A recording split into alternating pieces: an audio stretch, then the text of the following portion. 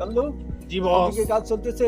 হ্যাঁ বস, দেখেন অলরেডি কাজ তো শুরু করে দিয়েছি। আমরা আপনার যে সরকার কাছ থেকে 20 কোটি টাকা টেন্ডার নিয়েছিলাম, জি বস।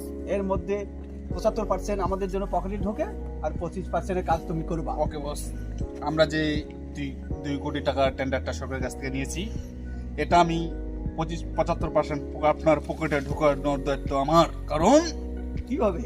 সেটা আপনি এখন শুনি, আমি আপনাকে ভালোভাবে খুলে বলতেছি, মনোযোগ দিয়ে শুনে।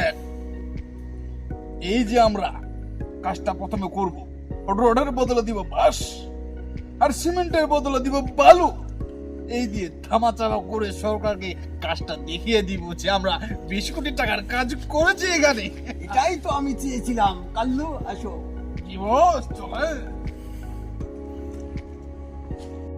কাল্লু, জি বস। আমি তোমাকে যে সারাদিনে কাজটা দিয়েছিলাম চাঁদা তোলার জন্য, তুমি কতটুকু এই কাজটা করতেছো বা বস। করছো? এখন তো এই দেখছেন না, দেশের পরিস্থিতি অনেক খারাপ।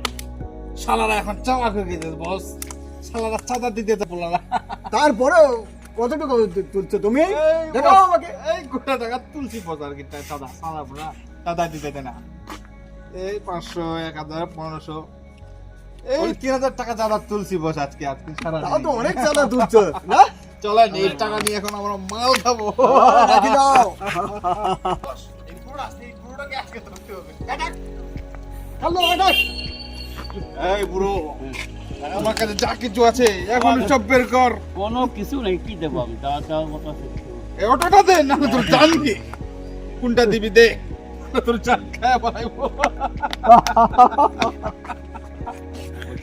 কাল্লু, জি বস। আমরা যে সরকার কাছ থেকে 20 কোটি টাকার একটা টেন্ডার নিয়েছিলাম, সেখান থেকে যেন 75% যেন আমাদের পকেটে ঢোকে আর 25% যেন কাজ হয়। জি বস, এই যে দেখেন আমি কাজ করা শুরু করে, অলরেডি কাজ করা শুরু করে দিয়েছি। সেটা দেখেন কিভাবে ঢুকাবে। 75%, কিভাবে? 75% আপনার পকেটে আমি ঢুকাই দিব। সেটা দায়িত্ব আমি যখন নিচ্ছি, এই কাল্লু যতই পাবে সেই দায়িত্বটা পালন করবে। দেখেন, কিভাবে? রডের বদলে দিব বাঁশ, আর সিমেন্টের বদলে দিব বালু।